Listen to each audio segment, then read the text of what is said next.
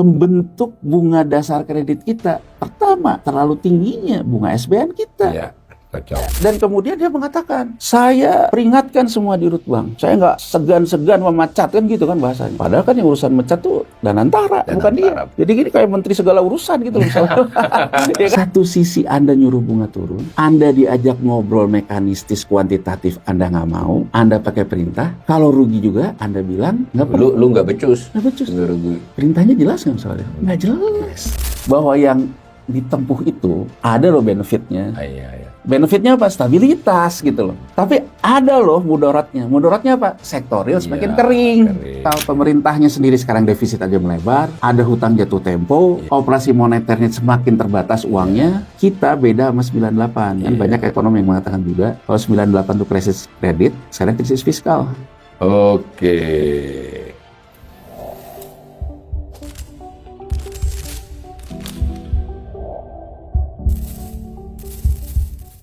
Salam cerdas, Ibu Bapak, saudara-saudara yang saya hormati, kembali berjumpa dengan saya Awali Rizky di sesi Ngobrol Ekonomi.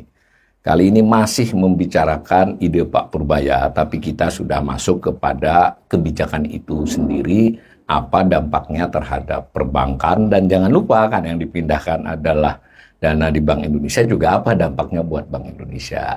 Tetapi seperti biasanya kita nanti akan mencoba, mudah-mudahan tidak bosan buat pemirsa yang sudah tahu, ya ini refreshing, kita akan mungkin semacam sebagiannya literasi. Nah, untuk itu saya ditemani lagi oleh sahabat saya, Mas Yanwar Rizky. Assalamualaikum Mas Yanwar. Waalaikumsalam warahmatullahi wabarakatuh. Kayaknya ini akan masih panjang kali lebar ini. Oh iya. Urusan Pak Purbaya ini. Ada bagusnya karena dengan beliau lebih terbuka mengungkapkan cara berpikirnya, kebijakannya. Kita juga jadi enak kan. Ya. Sekalipun ini para netizen yang kurang sabar itu ngeritik kita, ini ekonom cuma lah, kita ekonom ngomong-ngomong. Kalau kita jadi menteri, kita melakukan kebijakan. Jadi begitu ya, bahwa tidak sependapat dengan Mas Yanwar atau dengan saya, silakan saja gitu. Nah, mungkin kita dibantu dulu apa sih yang kita ingin. Ini banyak paparannya, tapi saya kurang lebih kita pengennya gini aja. Kan karena ini mau dipindah ke Bank Himbara nih, otomatis kita harus tahu dulu yang mau dipindahi itu kayak apa sih kondisinya. Ya sederhana, kita ambil 3 aja deh yang gede-gede itu. Sebenarnya kan ada BTN, ada juga BSI, ini 3 aja. Lalu apa pengaruhnya kalau mereka dikucuri, ini kan masing-masing 5/5 kalau saya tidak salah. Lalu ada juga penyebutan ditempatkannya itu berupa deposit on call. Itu mungkin perlu kita dijelasin. Dari sisi karena duit ini semula ada di Bank Indonesia, lalu apakah Bank Indonesia dengan ditarik 200 triliun itu tidak adjust lah perilakunya, dugaannya gimana? Dan jangan lupa sebelumnya di akhir masa jabatan Sri Mulyani kan ada burden sharing tuh 200T, terlepas sebagiannya revolving, tapi bagaimanapun kan Bank Indonesia ngeluarin duit tuh. Nah itu apa gitu. Nah ini nanti kalau diperlukan Mas, ini Bank BRI asetnya gede juga ternyata ya, 1.992 triliun. Ini soal kredit yang diberikan ya, gitu. Jadi pemirsa bisa melihat dari kredit dibandingkan seluruh kelolaan, bisa kredit dibandingkan dana nasabah. Jadi kalau LDR itu dibandingkan dengan dana nasabah saja, itu mungkin sudah hampir 90 ya. Tapi kalau dari sisi ini kan hanya 65-70% saja. Next. Nah ini liabilitasnya kan ada simpanan nasabah nih kan. Next. Lalu ekuitasnya 323 triliun. Ini Bank BRI ya. Nah, next. Ini kalau saya gambar jadi begini Mas, dari tahun 2008. Itu yang tadi aset 1.993, liabilitas 1.670, ekuitas 323 triliun. Jadi buku 4 ya. Di atas 100 triliun kayaknya buku 4. Next. Nah, kalau Mandiri secara aset lebih gede nih. Nah, ini cara menyajikan. Ini karena ini laporan tahunan. Kalau di Bursa Efek sama sih formatnya. Ini karena saya ngambilnya dari laporan tahunan agak beda dikit, tapi 2.427. Next. Nah, utangnya 1.806 kewajiban ya. Nah, tapi ada simpanan nasabah juga 1.446, lebih besar dari BRI kalau itunya. Simpanan nasabahnya sedikit. Next. Ini mungkin perlu penjelasan. Di sana tadi juga ada kan laba yang belum dibagi apa itu mungkin perlu dijelasin kan. Nah, itu kan saya pernah sedikit belajar itu kayaknya itu ada kaitannya dengan mereka selain memang belum dibagikan, memang dicadangkan juga untuk risiko. Apa nanti silakan dijelaskan next. Nah, kalau digambar jadi begini tuh 24, 27, 21 sampai 313 ini menarik sih. Ekuitasnya lebih besar si BRI Mas, meskipun asetnya lebih besar. Mandiri ini juga kita yang nggak paham perbankan ini kok begitu ya, kan asetnya lebih besar tapi ekuitasnya lebih rendah. Gitu, misal next. Nah, BNI kayaknya lebih kecil sih, 1129. Ini ada pinjaman yang diberikan ya, kredit ya. Ini ada obligasinya dinyatakan khusus nih 132, gede banget ya. 132 berbanding 775 loh. Jadi pemirsa, sebenarnya dari laporan tadi bahwa tiga bank ini memiliki surat berharga yang cukup besar porsinya, antara 15 sampai 18%, Mas. Kalau ini khusus BNI malah lebih besar lagi tuh. Next. Ini simpanan dana pihak 3 cuma 805, jadi 60% dari 2 bank yang tadi. Next, ini ekuitas karena nih pada tahun 2020 ada spin off ya dengan syariah. Next, nah ini kalau digambar jadi begini kan, belum saya kasih angka itu, lebih kecil. Next, itu bank yang akan dikucuri masing-masing 55 kalau tidak salah tuh. Nah dari sisi Bank Indonesia kan laporannya seperti ini toh yang akhir tahun. Nah, dia punya aset keuangan dan pelaksanaan kebijakan moneter 4.083 triliun. Nah, yang 21 ini ya bisa dikatakan itu SBN yang tradable ya di perdagangan. Tapi total yang dimiliki dia tuh pasti lebih dari 2.000 dari 3 ini kan. Total 4.000. Saya duga ya sekitar 3.000 Mas, tapi yang bisa diperdagangkan 1.600. Jadi sebenarnya apa artinya ini? Kalau dia kekurangan emas itu ada emas 106 triliun. Nah, ini tagihan kepada pemerintah ada 59 ya. Next. Nah, ini liabilitasnya. Di sini memang ada angka 495 ya kepada pemerintah. Tapi kan tidak semuanya sal itu. Kan day per day-nya pemerintah, para pemirsa kan melakukan aktivitas. Jadi itu kalau dihitung ya salnya kan 457. Tapi kita pernah belajar juga di sini dari 457 kalau dilihat di neraca pemerintah 350. Tidak semuanya kas. Hanya 350 kasnya. Yang lain bukan setara kas juga ya, setara kas ya. Surat berharga jangka pendek ya. Sangat pendek lah. Terus nah ini kan ada pendapatan bunga dan sebagainya, ini bisa diulas lagi nanti. Yang jelas saya secara penalaran biasa sebelumnya dia harus mengeluarkan duit untuk membeli SBN di pasar sekunder ataupun primer, sini double kan. 200 triliun bagaimanapun kan dia menjadi aset kan, tapi dia harus punya duit juga. Sekarang dari aset dia diambil 200 gitu. Nah, 400 lah gampangannya. Apakah kira-kira kebijakan moneter seperti apa yang akan dilakukan Bank Indonesia? Nah, kita begitu ya, para pemirsa. Mungkin kita mulai dulu dengan persoalan pertanyaan sederhana. Deposit on call dulu tuh apa? Lalu ketika diletakkan di bank 3 bank tadi, apakah dia masuk sebagai simpanan pihak ketiga ya? Deposito atau apa? Gitu, Mas. Baik, Mas Awalil. Jadi deposit on call itu ya artinya itu menambah dana pihak ketiga di liabilitas di Bank Himbara. Nasabahnya adalah pemerintah Republik Indonesia. Itu Mas Awalil. Jadi artinya dana itu menjadi hutangnya, kewajiban di neraca dari liabilitas menambah angka dana pihak ketiga. Nah, nasabahnya namanya pemerintah Republik Indonesia. Kemudian kan ini penempatan dana yang diminta oleh pemegang dananya. Jadi misalnya gini Mas Awalil, aku ambil contoh. Bank itu juga punya beberapa nasabah yang memang dananya itu tidak counter rate namanya. Jadi counter rate itu misalnya bunga di counter berapa, gitu ya. Kemudian penempatannya berapa. Nah, ada yang diterapkan spesial karena memang bank butuh menarik dananya. Ya, misalnya si pemberi dana itu minta bunga lebih dari bunga counter rate-nya. Nah, itu ada juga beberapa yang diberikan seperti itu. Yang gede lah terutama yang private banking gitu ya. Yang private banking. Biasanya juga ada juga yang namanya tuh back to back di mereka. Back to back. Jadi misalnya saja dia minta kredit, tapi kemudian dia punya simpanan, si pemegang saham pribadinya nih. Jadi perusahaannya kredit, pemegang saham pengendalinya punya simpanan. Nah, biasanya tuh di back to back kan. Oh, istilahnya back to back. Kalau di back to back kan ini biasanya tuh dikunci Mas Awalil, si depositonya. Nggak bisa diambil lagi. Nggak bisa diambil karena dia memberi kredit ya kayak semacam jaminan dong. Jadi apalis lah ya. Jadi berubah menjadi simpanan dalam penjaminan. Simpanan dalam penjaminan. Nah, tapi gitu tetap sebagai dana pihak ketiga Tetap dana dicatatnya pihak ya. ketiga. Tetap dana pihak ketiga. Ya. Tetap dana pihak ketiga, pemberian kredit, itu dana dalam simpanan. Nah, kalau deposit on call sebetulnya dia bebas. Bebas dalam artian bebas tidak terikat dengan back to back. Iya. Gitu loh Mas Walil. Jadi artinya bahwa pemerintah tuh menempatkan uang. Iya. Hari ini ditempatkan, 1 detik berikutnya diambil ya boleh. Itulah deposit on call. Gitu loh. Untuk istilah itu selama ini yang dipakai kan? Yang dipakai. Ya. Nah, tapi menariknya pemerintah meminta perlakuan khusus terhadap bunganya. Iya. Itu loh Mas Walil ya, pemerintah khusus terhadap bunganya. Ya kalau dilihat ya karena dananya 55 triliun, Ya boleh lah. ya bolehlah. Ya kayak private banking jadinya. Kayak private banking, apalagi yang masuk pemegang saham pengendali kan pemerintah juga. Iya, punya dia juga banknya. Nah, dia juga. Nah, minta 80% dari bunga reposun. Ya Mas Walil ya, bunga reposunnya BI. Ya. Kalau sekarang kemarin BI turun lagi jadi 3,7. Tapi ketika dia menempatkan, pertama kali Menteri Keuangan Purbaya ngomong, itu masih di 4. Iya.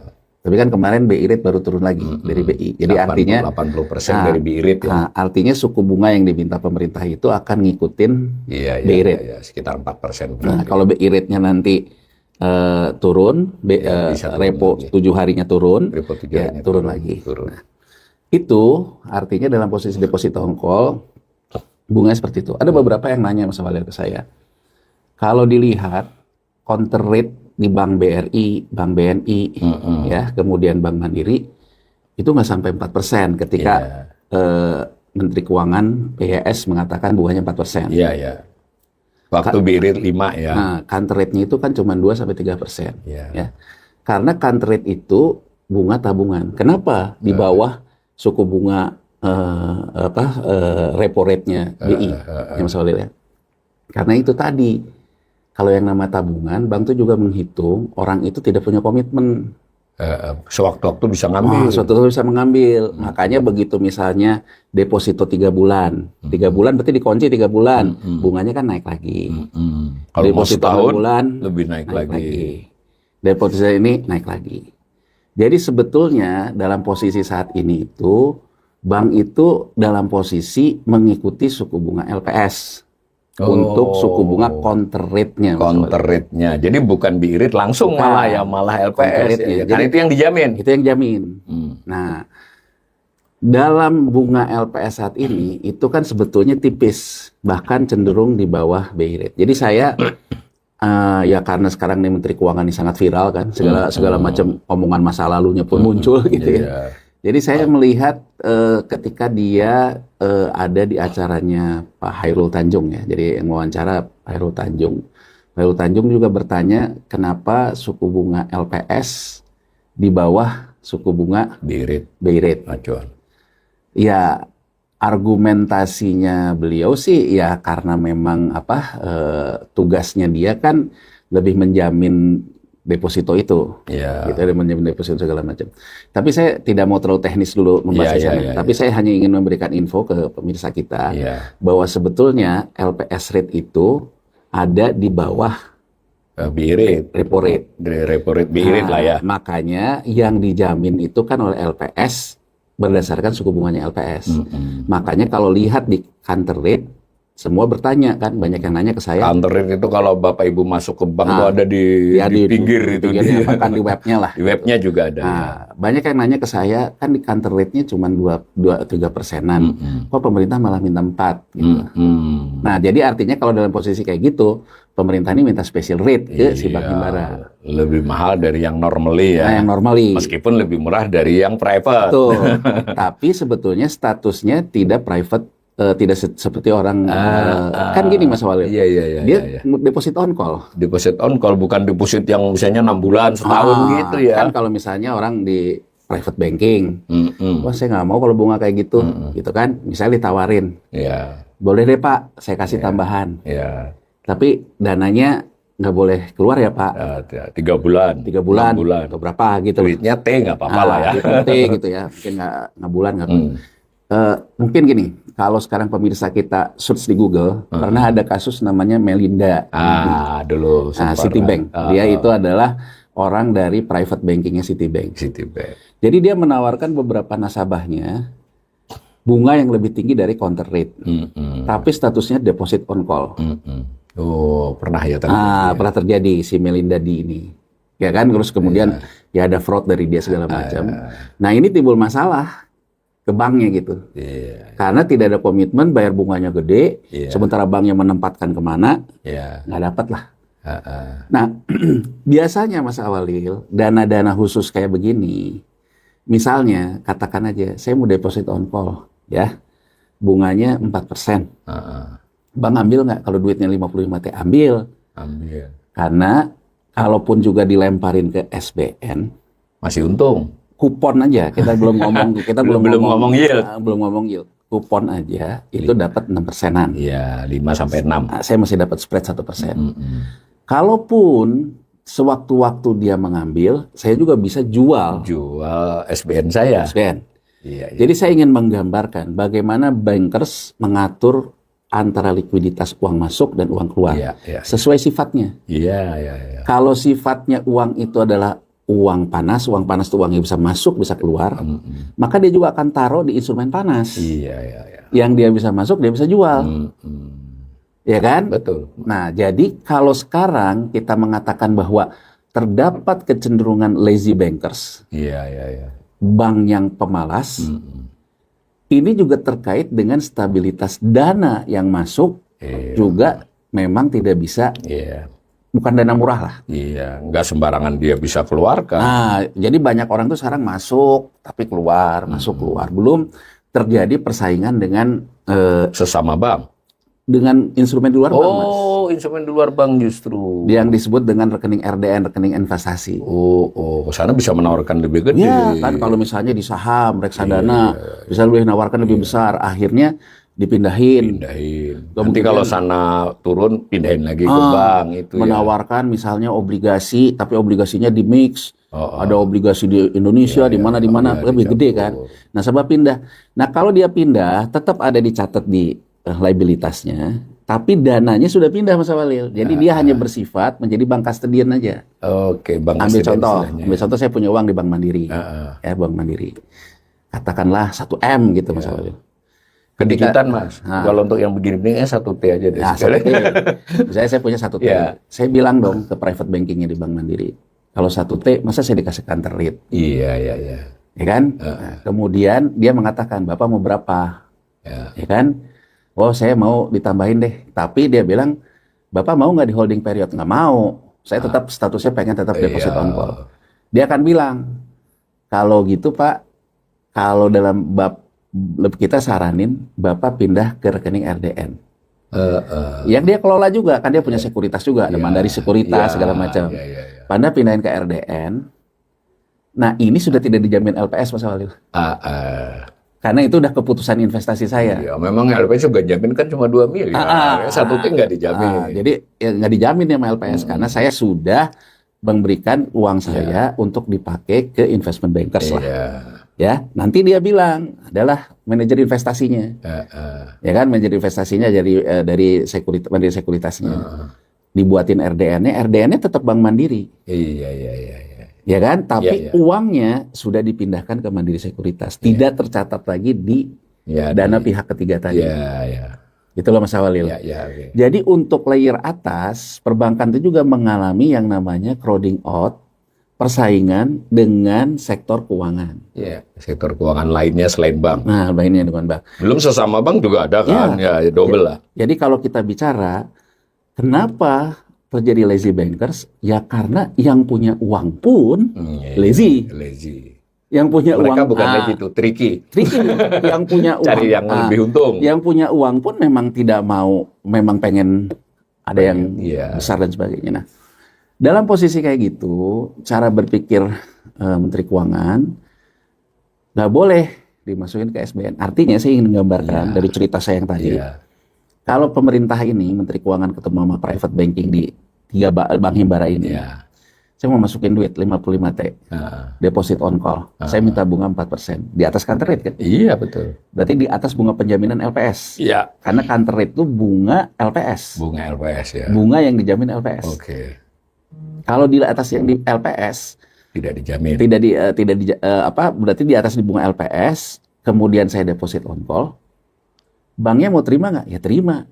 Gede, Ya kan, gede. ya kan dia akan lempar ke SBN. Nah, Sama beliau dikunci, nggak boleh. nggak boleh ke SBN.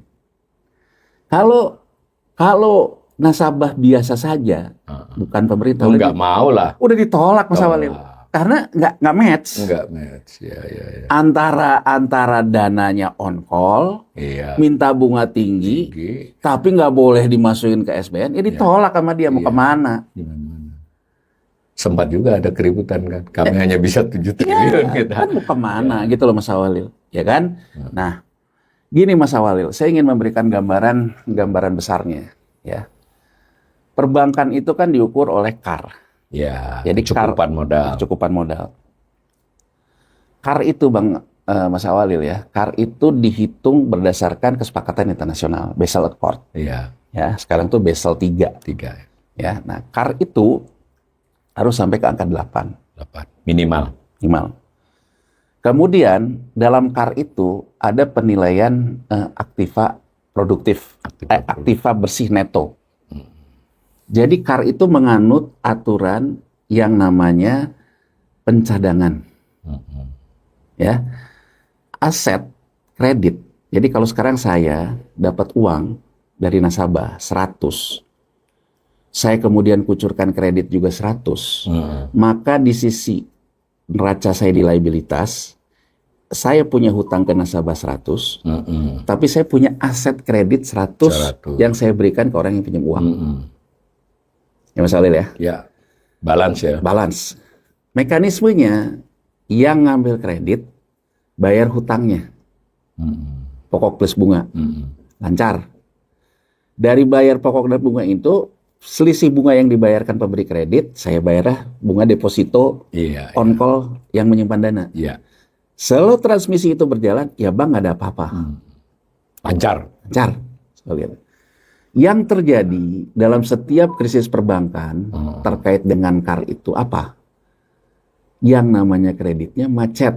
Ya. Yang disebut dengan NPL misalnya. Ya kan? Nah, sebutnya kreditnya macet. Misalnya saja, bulan ini nggak bayar. Macet. Macet 1, macet 2. Nah, Basel 1, Basel 2 dulu masih sedikit loose. Nah, sekarang tuh Basel 3 namanya. Ketat ya. Ketat. Jadi waktu krisis 2008 di Amerika Serikat, menurut banyak investor, bahwa laporan keuangan, terutama sektor perbankan, itu sudah mengalami yang namanya salah saji material. Jadi salah saji material itu gini Mas Walil, angka yang ditampilkan itu tidak mencerminkan kondisi yang realistis. Oke. Kualitasnya ya. Kualitas aset. Dari masing-masing aset itu. Kualitas aset. Nah, dalam hal kayak gitu, kemudian dirumuskanlah oleh IFRS, Standar Akuntansi Internasional, International Accounting Standard, ininya pernyataan IFRS, diaturlah bahwa yang namanya aset kredit harus, begitu dia dicadangkan harus dibiayakan. Saya ambil contoh gini. Mas Awalil bankir, ada hutang 100.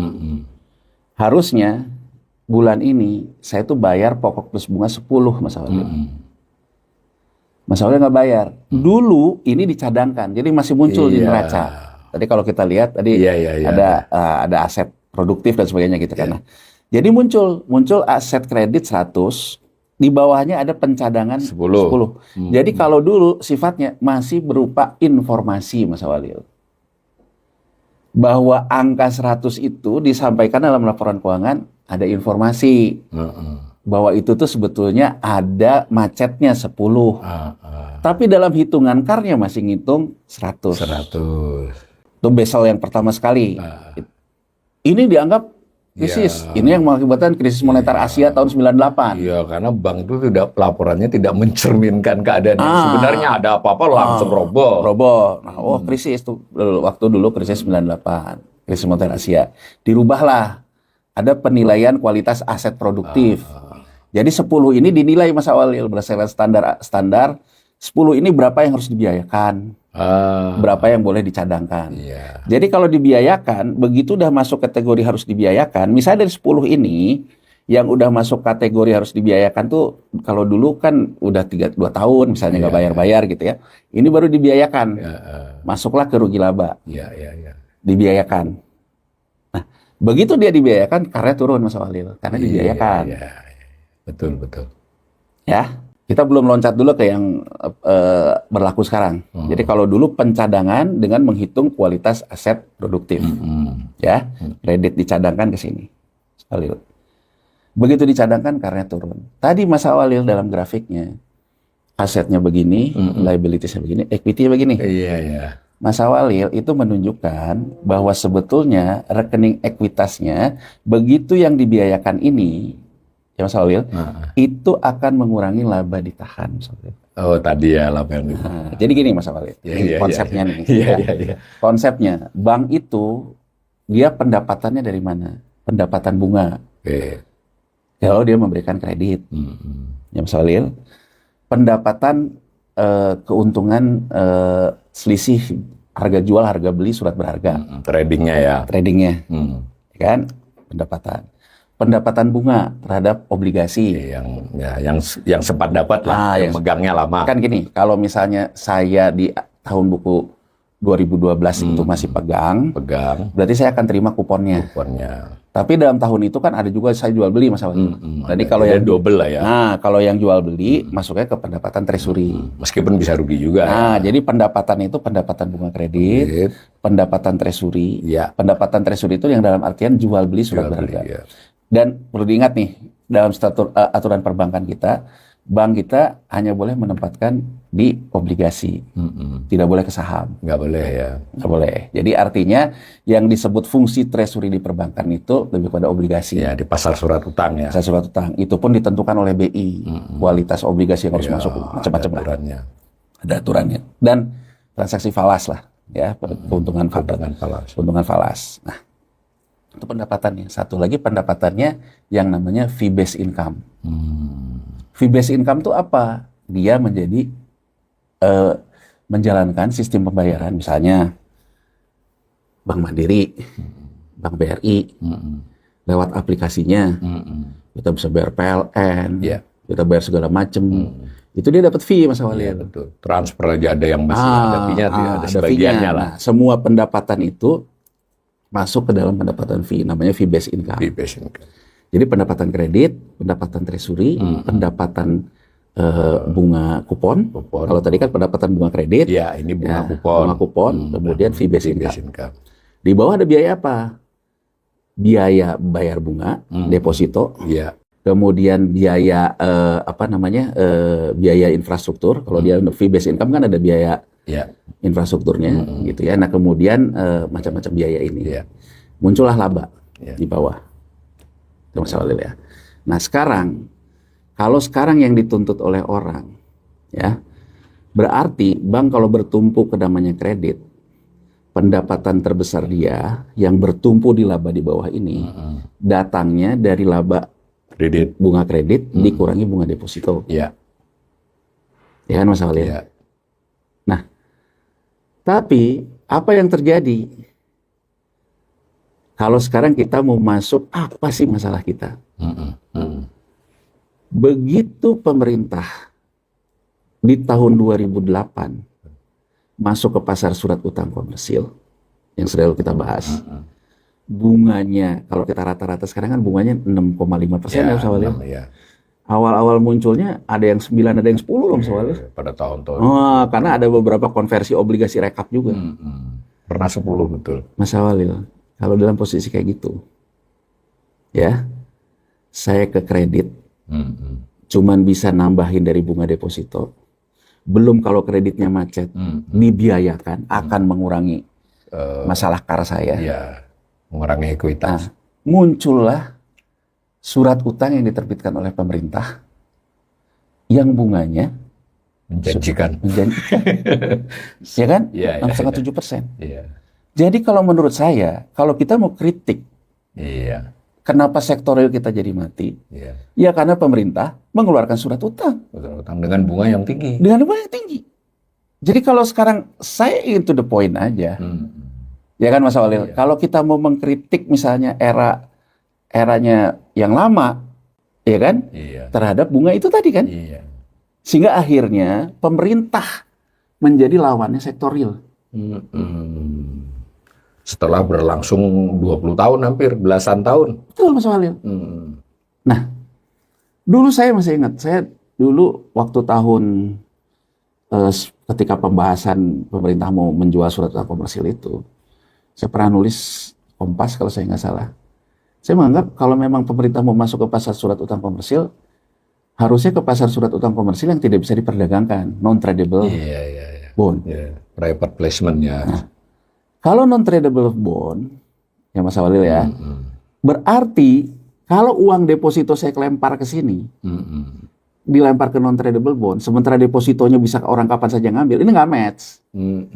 Kecenderungan bank juga nggak akan ngambil, Mas Walil, karena dia susah buangnya nanti. Kalau di waktu itu dibutuhkan cash ya, berat ya dia. Ya, sekarang kan kita berandai-andai aja, Mas Walil. Kalau hari ini semua orang ke bank ngambil duitnya, bank nggak ada duitnya, Mas Walil. Nggak ada, karena sudah ditempatkan di mana-mana. Satu-satunya begitu orang itu rame-rame ngambil duitnya, ya saya akan mencairkan yang bisa saya cairkan. Di sini Mas Awalil sweetener yang dari yang namanya surat berharga negara itu. Karena begitu orang mau ngambil duit, saya bisa lepas juga hari itu. Terlepas karena tradable ya dia. Kan, terlepas harganya turun Mas Awalil. Tapi kan saya bisa memecahkan masalah likuiditas saya. Iya, jadi saya ingin mengatakan bahwa kita tuh punya kultur orang yang punya uang pun cenderung keluar masuk. Iya, cari yang paling enak. Sehingga kan akhirnya bankir juga melihatnya mematchkan antara karakter uangnya dengan karakter penyalurannya. Jadi nggak sepenuhnya bisa disalahkan, mereka malas juga ya. Oh iya, itu ada perhitungan risiko dan keuntungan. Makanya kan kalau kita mau bahas nih, kita bahas juga soal budaya ya. Bagaimana tentang budaya masyarakat kita dan sebagainya. Ini kan kondisinya. Nah, dalam kondisi kayak gini saya mau jawab. Artinya yang ditempatkan oleh Menteri Keuangan ini berdasarkan karakternya, bukan karakter uang untuk sektor real. Ya, mirip dengan private banking biasa ya, orang punya duit. Gitu, apalagi dia minta di atas bunga counter rate, di atas bunga LPS. Kecuali dia taruh nol ya. Ya, kecuali taruh nol lain lagi cerita.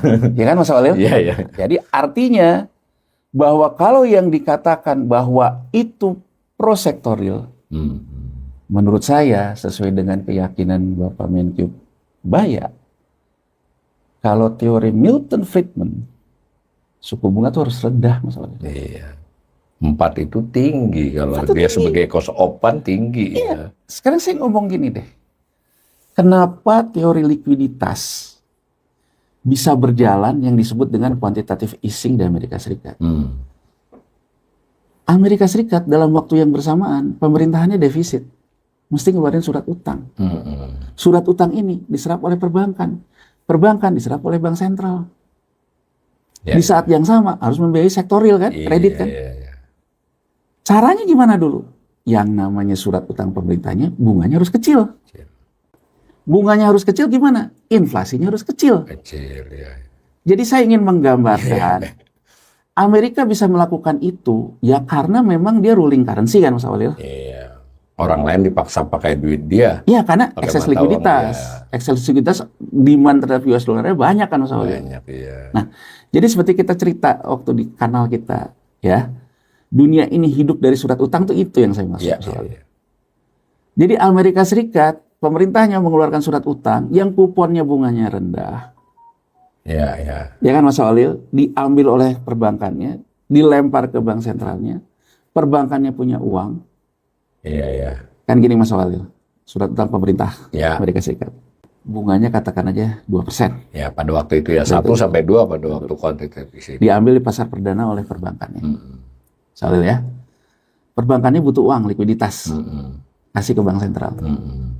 Bank sentral beli. Harga harga normal lah. Harga normal. 100 gitu ya. Berarti tidak ada yieldnya tetap sama kupon 2. Tapi kemudian bank sentral bilang, ini ada janji dijual kembali, itu reposun BI juga. Nanti bunganya ini itu yang bunga reposun kan? Iya, bunga reposun. Nah, bunganya katakan saja 2,1% gitu lah ya. Berarti kan bank punya uang, cost of fund-nya itu 2,1. Iya. 2,1 ini dia lariin ke surat utang negara berkembang kayak kita 6% Mas Walil. ada spread ya. Ada spread. Ya kan, ada spread kan? Nah, itu Banjir likuiditas di banyak negara. banjir likuiditas di banyak negara. Termasuk Indonesia. Termasuk Indonesia. Ya, saya ingin fair aja. Iya. Kalau sekarang mau buka-bukaan, yang ditampilkan oleh Pak Purbaya tentang uang di tahun-tahun tertentu, itu fair aja. Bahwa sebetulnya kebijakan uang murahnya itu kan sebenarnya ekses likuiditas dari negara maju. Bukan uang kita. Bukan. Ya Mas Walil ya, itu kan harus dipahami dulu nih. Nah, jadi dalam kondisi yang namanya market makernya itu negara maju, ya kan. Sementara pemerintah kita juga butuh uang untuk mengatasi defisit. Pasar maunya harganya 6%, 7%. Pemerintah lepas, pemerintah selesai masalahnya, sektorialnya kena kan soalnya. Iya, mendapatkan bunga yang tinggi. Jadi kalau sekarang kita mau ngomong pembentuk bunga dasar kredit kita, pertama, terlalu tingginya bunga SBN kita. Iya, cocok. Kalau pemerintah sekarang punya uang menganggur, ya dia jangan juga pakai 80% dari bunga repo dong. Nol lah. Itu masalahnya kan kasarnya begitu loh. Kalau memang punya minimal trigger kan, biarpun hanya 200 triliun kan ya bisa game changer juga ya. Kalau nol. Kalau game changernya bahwa pemerintah ingin menurunkan suku bunga kredit. Ya, sebenarnya kan itu. Kalau disederhanakan kan Purbaya ini seolah-olah mau game changer dengan duit kan? Itu menggeret bunga turun kan? Turun. Jadi jadi market maker kan. Kalau Bank Himbara turun, bank lain akan ikut gitu kan soalnya. Nah, kalau Bank Himbara kan artinya Bank Himbara harus dikasih uang yang karakteristiknya beda dengan uang yang ada sekarang di bank. Iya. Ya, kan orang ngomong, apa sih orang likuiditas di perbankan masih ada 2.300 triliun yang tadi DPK. Berarti kan bank tuh nggak kekurangan uang. Oke, betul. Satu sisi yang itu juga betul. Tapi kan yang harus kita bedah, dari 2.300 itu, bank tuh sekarang mengelola orang-orang yang sifatnya itu, uangnya itu kayak iler misalnya, keluar masuk, minta return tinggi. Temperamennya begitu Temperamennya dari 2.300. Kurang diservis sedikit, pergi. Tidak bisa match dengan sektoril yang pengembaliannya butuh waktu. Iya, benar. Ya nggak? Ya. Berarti kan kalau kita mau game changer, pemerintah harus masuk yang beda perilakunya sama ini. Benar. Bagaimana bisa dikatakan game changer? Orang pemerintah sendiri nempatinnya juga dalam sisi perilaku itu deposit on call. Iya, sama dengan yang tadi yang bunganya bahkan di atas counter rate. Di counter rate. Artinya private banking sebenarnya. Kan? Jadi saya ingin membuktikan diksi. Di mana ceritanya pemerintah melakukan game changer? Belum kalau kita ngomong Mas Walil, 200T ya dibandingkan dengan dana DPK seluruh perbankan bukan hanya Himbara, 2.300. 200 gimana ceritanya? 200 bisa jadi market maker yang 2.300 Mas Walil? Iya. Kecuali kalau keseluruhannya 8.000 lebih, 8.500 kan DPK itu. Kan 8.000 yang disalurkan ke kredit itu kan 2.300, ada yang ke SPN segala macam kan. Jadi ada orang yang ngitung lah segitulah. Ada juga yang mengatakan disbursement loan-nya segitu. Ya, itu yang disbursement. Kalau yang disalurkan ya sampai 7.000 habis. 7.000. Jadi kan disbursement-nya itu kan segitu tuh, 2.300. Sudah disetujui untuk kredit tapi belum dicairkan kan? Jadi 2.300 kan. Ya, itu benar. Berarti kan ada 2.300. 2.300 ini kenapa tidak disalurkan ke kredit? Saya ingin fair ya. Mungkin Pak Purbaya mengatakan orang yang ngomong demand side itu belajar lagi ekonomi. Karena beberapa ekonom mengatakan 2.300 disburse ini yang tidak tersalurkan ini karena sektorialnya yang nggak ada demand-nya. Saya ingin fair gini Mas Walil, 2.300 ditawarkan dengan bunga market yang ada, yang bersaing dengan bunga SBN 6. Nggak mungkin yang namanya bunga kredit di bawah bunga SBN. Karena kan kalau dia lempar ke ini dia 6. Iya. Kalau kredit ada biaya lain-lain lagi. Ada biaya lain lagi. Iya.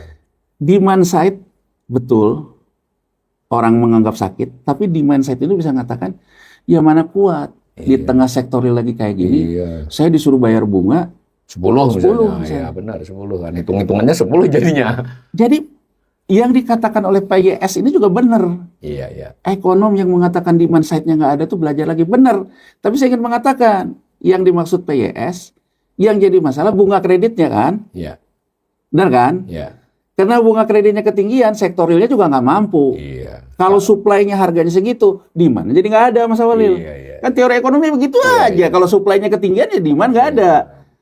Tapi dia jangan menafikan masalah, juga mengatakan banyak sektoril minta kredit. Itu ekonomnya belajar lagi.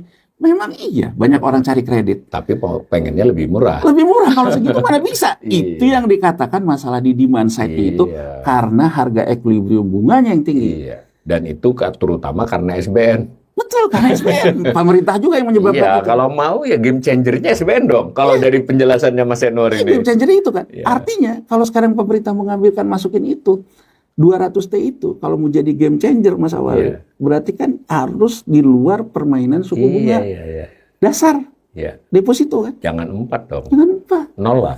Ya kan? Nah, jadi saya ingin menggambarkan di situ aja ya.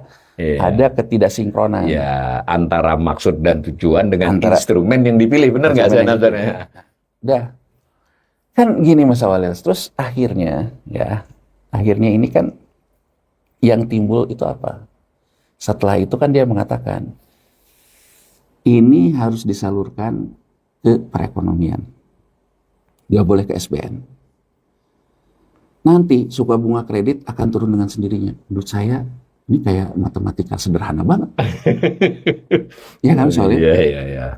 Ya, saya rasa dia orang modeling, Iya, orang iya. kuantitatif loh Mas Iya. Awalil. Kita harus Ya, harus mengatakan- ngakui, harus karena mengakui memang juga. rekam jejaknya begitu. Ya, kan dia orang kuantitatif. Sebagai orang Tapi saya mau garis bawahi dulu. Iya. Iya. Kalau dia orang kuantitatif, berarti kan intervening variabelnya harus diangka kan soalnya. Ya enggak ya.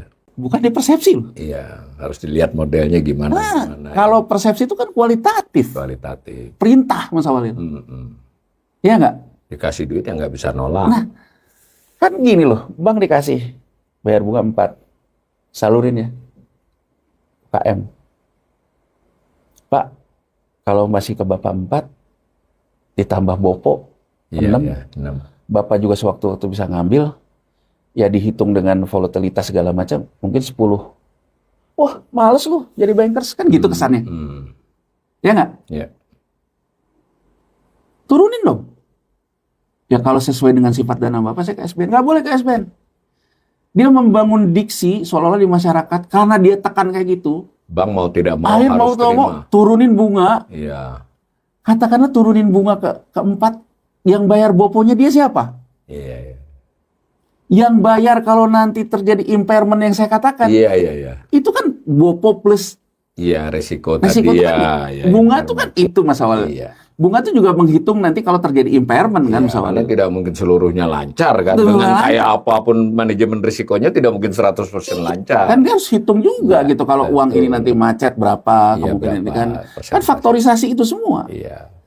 Kalau kita standar akuntansinya saja menghitung itu Menghitung ya, harus itu. disajikan dengan cara itu. kan orang kuantitatif, kalau Iya, kuantitatif kan gitu iya. kan. Nah, berarti kan nggak dapet nih, Mm-mm.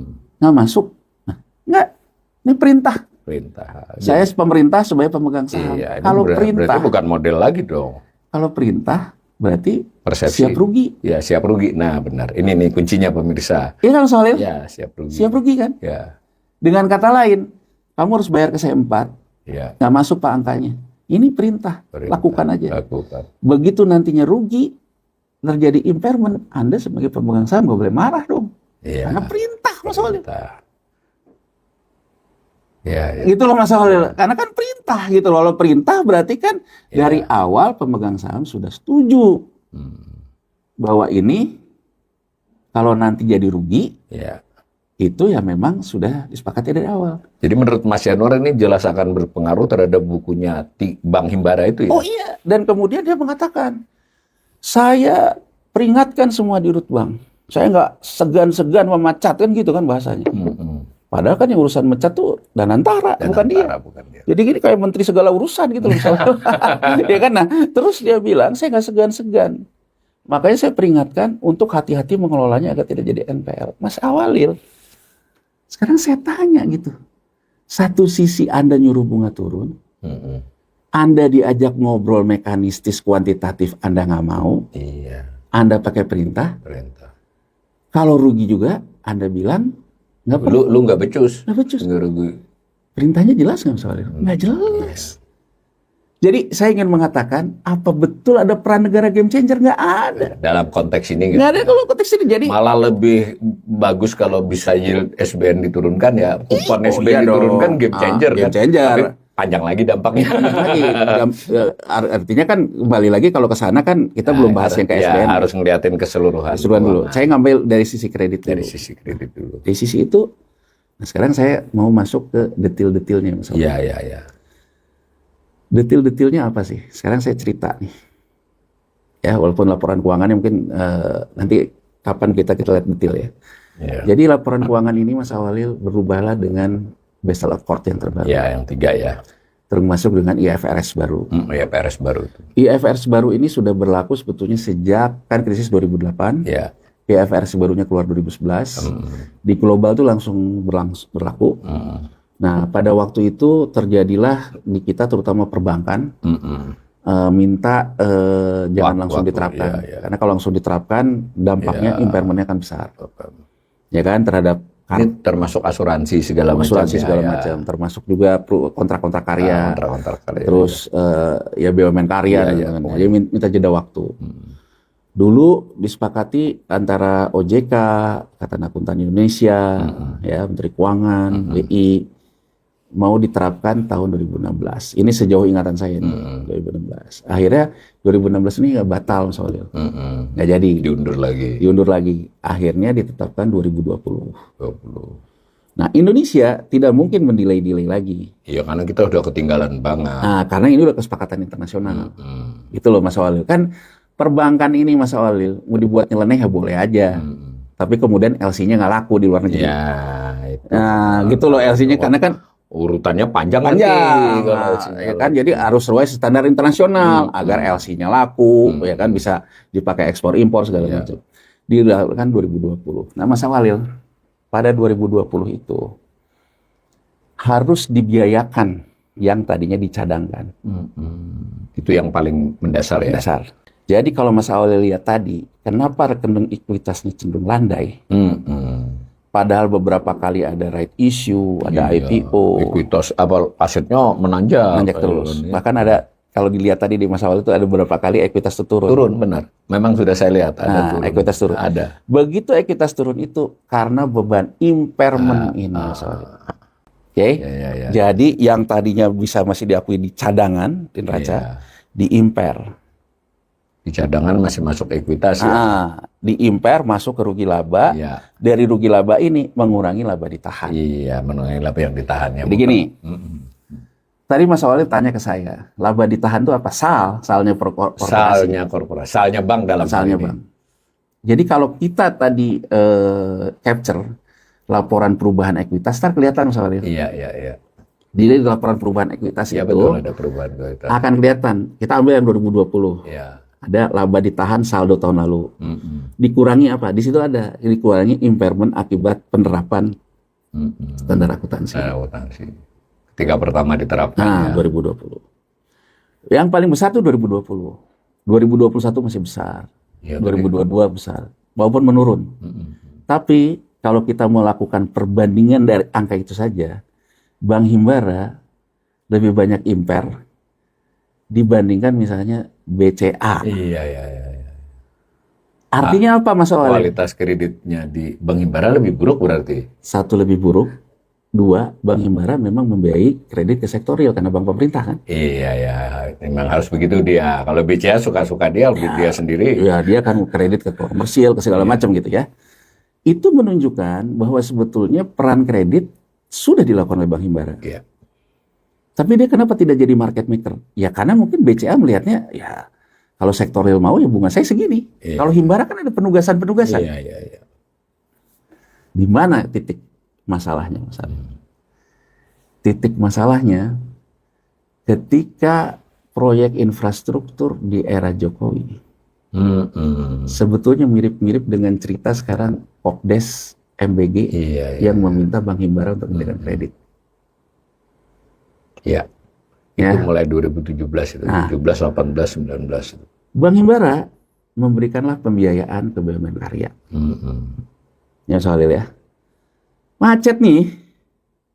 Diimpair kan? Diimpair ya. Sesuai aturan akuntansinya tadi. Sesuai aturan akuntansinya diimpair kan? Tapi kan karena yang namanya penugasan, ya walaupun diimpair ya pemegang sahamnya ya udahlah itu. Ya, karena itu penugasan. Penugasan belum kereta cepat. Hak tagihnya masih ada Mas Walil, tapi kan harus diimper oleh dia. Oh, iya, iya. Memang karnya masih tinggi lah, Iya. masih tebal gitu ya. Tapi saya ingin mengatakan, kenapa karnya masih tebal? Karena luar biasa loh SBN kita itu loh. Yield-nya tinggi, Iya. harganya stabil. Iya, iya. Kita pernah mengatakan ongkos stabilitas moneter itu tinggi. Kita katakan waktu Iya, bahas laporan iya, keuangan iya, BI. iya. Tapi dampaknya apa? Itu bisa menahan kar perbankan walaupun kayak Himbara kena imper. Iya, diimper tapi karena ada SBN yang cukup Ya. besar porsinya ini bisa ditahan lah ya. Ditahan, karena ditahan oleh harga SBN yang tidak ikut jatuh. Bayangin Mas Awalil, kalau SBN-nya juga nggak ada yang nahan. Iya, jadi 90. Oh, jadi 87. Oh, 87 malah ya. Kalau hitungan saya tuh perbankan itu akan kena kalau SBN itu ke 87. Berarti itu Dan yieldnya itu belum sekitar pernah 10 terjadi. ya. Nah, ya yieldnya lebih dong. Oh, lebih bisa 12 13 ya. Ah. 87 harganya lah ya. Harganya 87. Dan kita seburuk-buruknya itu hanya pernah terjadi di 2016 Mas Awalil. Sampai 92. 92. Sekarang rata-rata 97 98 ya. Malah bisa 100 ya. 97 98 itu kan ditahan Iya, oleh iya, iya. burden sharing BI dan sebagainya Iya, itu loh. oke. Ditahan oleh BI. Iya. Sehingga artinya peran stabilitasnya di mana? Nah, Peran kita jadi- stabilitasnya BI menahan harga di pasar Agar sekunder tidak volatile dan tidak jatuh. volatile dan tidak jatuh. Karena harganya ditahan di 97 98, kar perbankan bisa tebal. Bisa tebal. Bahkan Himbara yang terkena impairment BUMN karya pun tidak ada masalah di kar. Masih laba, masih naik karnya. Iya, karena ada yang nahan SBN-nya. Iya. Oke. Jadi maksud saya kita fair-fairan aja di sini. Iya. Kalau kita mengatakan habis dicekek sama Bank Indonesia, habis Menteri Keuangan lama begini, saya ingin fair bahwa kalau dari cara pandangnya itu adalah untuk stabilitas, Ya. mungkin menurut saya pilihan yang dilakukan oleh Bank Indonesia Udah. Pilihan terbaik di antara pilihan yang buruk-buruk. kalau dibiarkan Iya kan? lepas, Iya. ya Mas Walil ya, kalau dibiarkan lepas, Iya. begitu asing ngelepas SBN, Iya. dibiarkan mekanisme pasar, harga karena ini pernah terjadi Mas Walil di 2016 Ah, jatuh sampai 92. iya, itu kalau nggak ditahan lagi bisa lebih jatuh lagi ya. Lebih jatuh lagi. Oh, itu ada kaitannya 2016 itu perubahan apa itu? Jadi BI itu berasal dari SBI menjadi Iya. 7 days repo itu Ya, di situ juga. ada mungkin, ya. sekitar itulah. Jadi Ya. dulu tuh yang paling rendah pernah terjadi itu 92 Iya, iya. angkanya. Dan kalau hitungan saya 87 kenanya. Gitu loh Mas Walil. Tapi kalau 92 nggak kena. Sekarang Mas Walil, dari mulai COVID, mulai segala macam krisis likuiditas di global ini, kan ditahan Mas Walil 98. Kalau bahasa Purbaya, itu yang nyekek siapa? BI. Iya, iya. BI nyekek itu Demi stabilitas. demi stabilitas harga itu. Demi apa? Demi karnya, sehingga orang tidak menganggap bank kita punya masalah. Iya, bang. Ya itu tugasnya BI kan, memang. Ya kan BI dalam posisi mungkin pilihan Dewan Gubernur Iya. saatnya untuk melakukan stabilitas agar karnya nggak turun. Mm-mm. Ini kalau kita mau lebih sadis lagi Mas Awalil, yang pegang, kalau bank kan tadi ada SBN-nya berapa, kredit berapa. Kita pernah bahas BPJS Ketenagakerjaan udah 84% Mas Awalil. Iya. Dari 800 700 lebih dia pegangnya SBN. Coba kalau kita Pegang dan trading SBN kan, BPJS itu. kalau 84%-nya itu terkena koreksi, harga Iya. SBN tidak distabilisasi oleh BI, insolvensi BPJS kita. Iya. Insolvensi nggak bisa bayar kewajibannya Jadi terhadap klien tenaga saya ingin kerja. pemirsa kita fair aja. Iya. Kita nggak usah dulu, oh berarti kalau gitu yang namanya rezimnya Bu Sri Mulyani hebat. Enggak, saya nggak ada tujuan ke sana. Iya. Kita nggak bela orang di sini. misalnya. Kita menganalisis kebijakan. Kita menganalisa kebijakan, tapi saya hanya ingin menggambarkan bahwa yang ditempuh itu ada loh benefitnya. Iya. Benefitnya apa? Stabilitas gitu loh. Tapi ada loh mudaratnya. Mudaratnya apa? Sektorial semakin Iya, kering. Kering, ya. Nah kalau sekarang cuma pakai wacana doang, sektorial mau digerakkan uang yang cuma 200, 200 pun deposit on call. deposit on call, dan tidak menurunkan bunga kreditnya, apa juga ini Iya. game changer Mas Walil? Jangan-jangan malah buat sakit kepala Bang Himbara. Ya, sebelum ke sana saya juga ingin ngomong. 200 ini tadinya ada dalam liabilitas BI. Nah, itu kan. BI di sebelah sininya banyak menyerap SBN. Iya. Bahkan kita udah lihat Mas Walil, Iya. tonase emas aja nggak nambah, hanya karena harga emas yang naik. Iya, benar. Udah sekitar 10 tahun nggak bertambah itu. Berarti kan GWM perbankan Iya. yang diambil di liabilitas Iya. uang pemerintah ini banyak oleh BI dipakaikan untuk operasi moneter Iya, kan? untuk jaga stabilitas. Untuk jaga stabilitas. Iya. Kalau sekarang 200-nya diambil, Iya, logika ya. iya, Berarti uang stabilisasi BI berkurang kan? berkurang ya. Kebijakan moneternya lebih sempit anunya ya, manuvernya ya. Manuvernya. Ya, ya Ruang kalau, manuver. kalau semua baik-baik saja sih oke Mas Walid. Oke. Tapi kalau pemerintahnya, nah sekarang aja defisit melebar. Kalau defisit melebar, berarti pemerintah masih membutuhkan Utang lagi. menerbitkan surat utang. Ini kan paradoks satu sama lain Mas Walid. Betul. Jadi kalau mau kan ini harus ada konsistensinya ya. Jadi menurut saya itu cara berpikirnya tuh kayak negara yang memang uangnya tuh banyak sekali gitu. Dan bisa kayak Amerika gitu loh, bisa begini-begini. Kan kita nggak semewah itu Mas Walid. Iya, karena tadi ruling currency dia. Dia berutang bisa ngutangi siapa saja, bisa berutang kemana saja. Idenya PYS itu kan gini, kalau global likuiditasnya mengering, kita ganti pakai uang domestik. Ya. Ya, kalau uang domestiknya cuma 200, emang bisa ngelawan uang global yang selama ini? Yang keluar masuk kita. Nah, keluar masuk kita yang gitu gede. 200-nya tuh masih minta bunga lagi. Minta bunga, ya. Jadi saya ibaratnya uji hipotesisnya kan di situ loh Mas Walil. Ya. Ini pemirsa begini ya, kadang pemirsa menanggapi pandangan si Mas Walil, wah cuma komen. Ya, justru kita akan menyampaikan di depannya, ini diperhitungkan nggak? Terus para pemirsa, kita rakyat juga berhak tahu bahwa kebijakan ini, ya ini ada manfaat. Bolehlah disebut berapa, ini risiko kan begitu yang diuraikan beliau ini. Jadi, terus tadi Mas, ini kayaknya perlu kita komentari. Beberapa komentar itu ini orang omon-omon. Lah kita memang ekonom, pengamat. Ya tugasnya memang omon-omon, tapi mudah-mudahan omon-omon ini dalam rangka konstruktif begini kan. Nah, yang belakang saya tanyakan tadi Mas, kalau bisa nggak dikaitkan? Kan BI tetap burden sharing nih. Tadi kan dia diambil 200 nih. Burden sharing ini bagaimanapun dia juga harus mengelola aset dan likuiditas dia meskipun definisinya berbeda. Ini nggak tambahan beban nggak buat BI? Oke, kita jawab yang itu ya Mas Walil. Gini, kalau saya melihatnya, ini kan injury time-nya waktu Sri Mulyani Menteri Keuangan. Terakhir. Yang saya ingat, SAL dialokasikan 16 T. Ya, 16 T. Itu yang dimasukkan. Maulah dia selama ini nggak mau. Nggak mau 16 T.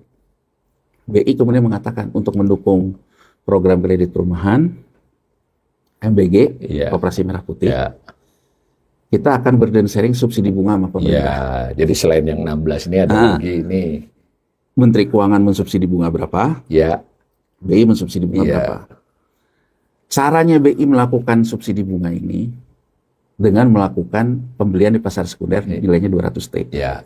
Sudah dilakukan itu ya pemirsa, sudah dilakukan. Ini analisis ya Mas Walil. Angkanya ini sama nih, 200-200. Iya itu loh makanya. Nah, jadi kalau menurut saya kayaknya waktu masih Menteri Keuangan Sri Mulyani, sebetulnya uang SAL yang 200 tadi yang ada di BI itu ditransmisikan juga, tapi pakai transmisi moneter, kebijakan BI. Jadi maksudnya gini, BI akan pakai itu, beli SBN yang sekarang dipegang perbankan lewat operasi moneternya. SBN mana? Pemerintah kan front loading untuk hutang tahun ini Mas Walid. Dan ada revolving. Ya sudah dia pemerintah pro-loading itu pemirsa. Pemerintah itu sebelum dipakai sudah ngutang jauh hari sebelumnya. Kalau revolving itu ada utang-utang jatuh tempo, terutama yang pada waktu COVID ya, yang 5 tahun itu. Dibeli tetapi dengan cara dikeluarkan membeli lagi surat utang baru. Jadi ditukar lah gitu ya. Jadi kan gini Mas Walil, ya. Yang terjadi bisa saja surat utang yang akan jatuh tempo oleh perbankan dijual lah ke BI. BI membelilah dari uang yang 200 tadi. Bank punya uang 200. Karena bank punya uang 200, maka bank udah gitu punya uang untuk program pemerintah tadi. Ya. Gitu loh Mas Walid caranya. Jadi caranya itu tetap melakukan proses stabilisasinya terjadi, tidak langsung gitu loh. Ya, smooth lah ya. Smooth gitu. Jadi kayaknya tuh yang akan jatuh tempo dilepas oleh perbankan ke BI yang pegang. Ini sebelum ada urusan SAL 200 nih. Sebelumnya kan kita menganalisisnya seperti itu. Menganalisis seperti itu. Nah, kelihatannya yang dilakukan oleh beliau ini nggak pakai gitu. Langsung dimasukin ke bank. Nah, kalau langsung dimasukin ke bank, pertanyaannya, BI ngeluarin dari duit cashnya BI, atau dari mana? Tadi coba kita lihat di neracanya BI deh. Neraca Bank Indonesia. Nih, Mas Walil ya. Aset atasnya. Aset. sebelumnya. Nah, Nih Mas Walil ya. Atau yang liabilitas dulu Mas. sebelahnya. Nah, Ya. Ini tuh giro bank itu GWM. Jadi uang ya, masyarakat GWM-nya itu segitu ya, ya. ya. Surat berharga ini SRBI.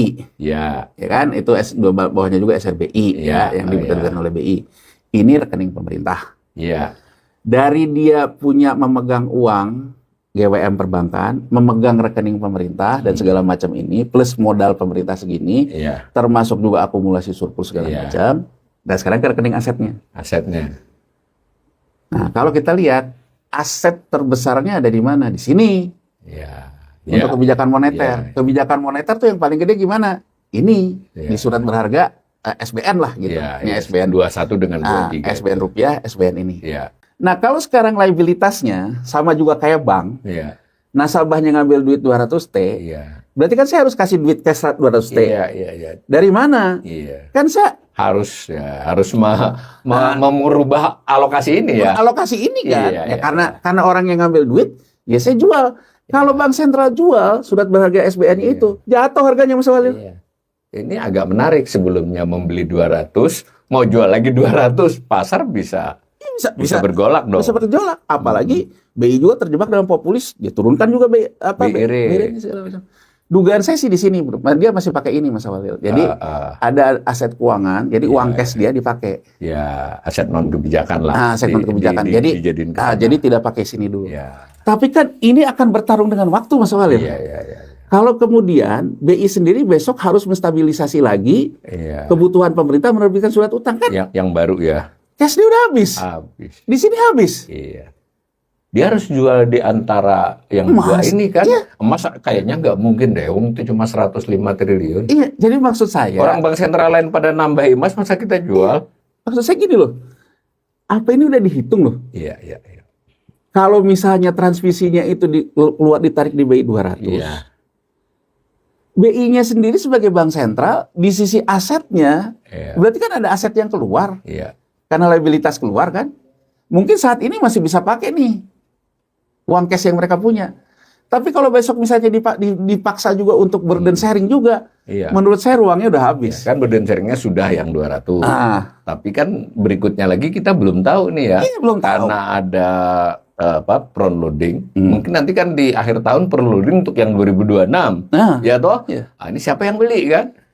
Yang beli akan ada, tapi biasanya game changernya di BI dengan dia melakukan ikut lelang dengan harga sekian, pasar ya. mengikuti kan begitu logikanya. Tapi Makanya- kan, itu ada sadar ruang yang dimiliki BI untuk Iya. itu kan. Makanya pertanyaan anggota DPR, kalau nggak salah dari PDIP, Dolfi, dia nanya kan ke Menteri Keuangan, bisa bayar hutang nggak?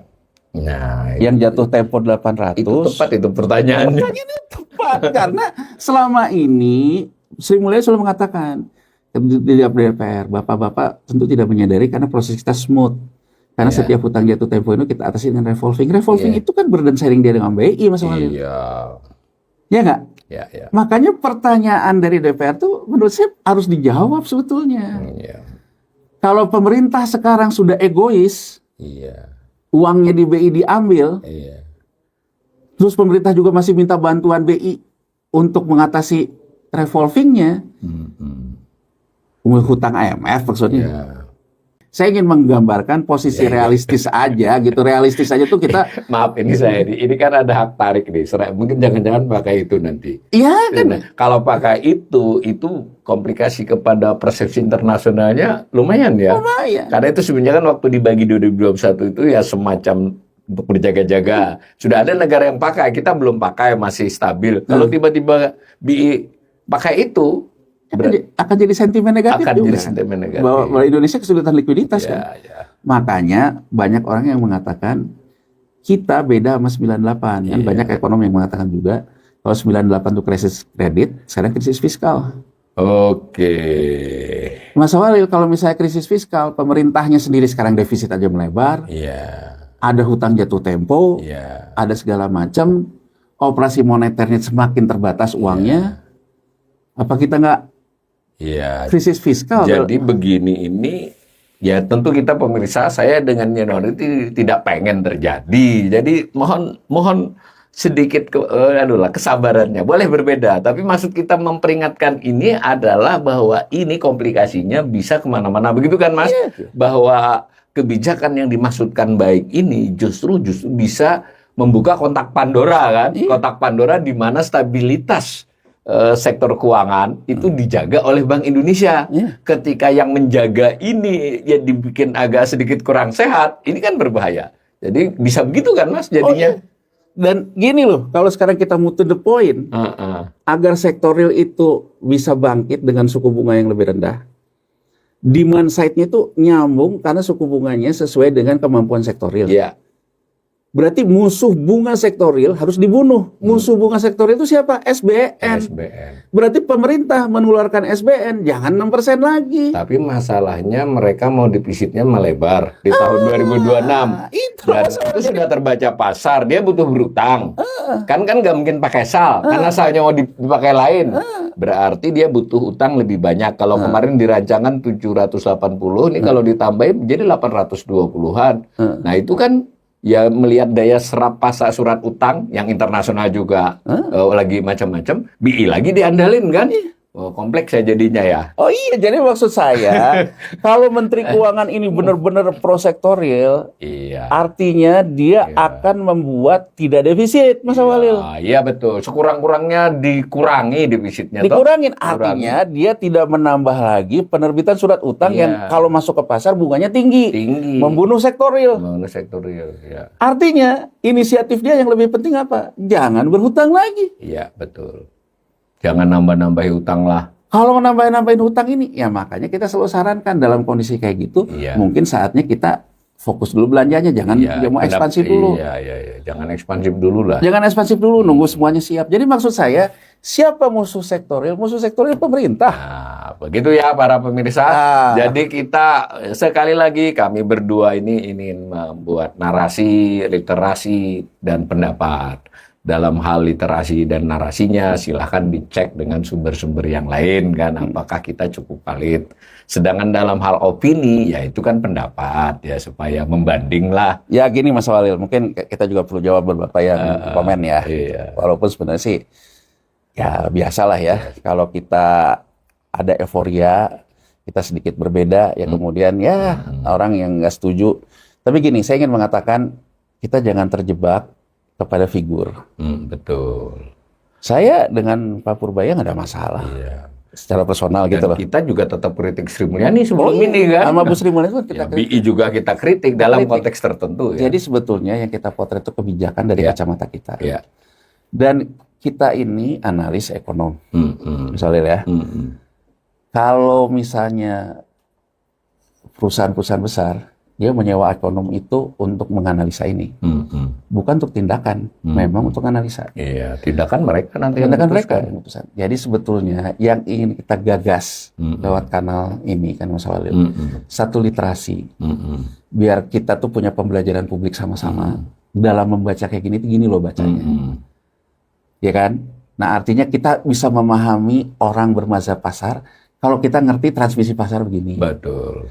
Kita bisa memahami orang sosialis itu gini loh. Ya. Ini gini. Jadi maksud kita lebih ke sana. Ya. Ya kan? Ya. Nah, ini erana belajar. Ya. Nah, kalau kita itu dituntut melaksanakan, ya tunggu ada orang percaya sama kita kan gitu. Ya. Begitu ya pemirsa, mudah-mudahan ada manfaatnya. Kita berjumpa lagi nanti dalam ngobrol ekonomi. Kayaknya ini nanti harus ditingkatkan nih, dari seminggu sekali belakangan ini kayak kembali kayak dulu 2 kali seminggu. Saya dengan Mas Yanwar akan berbincang. Terima kasih.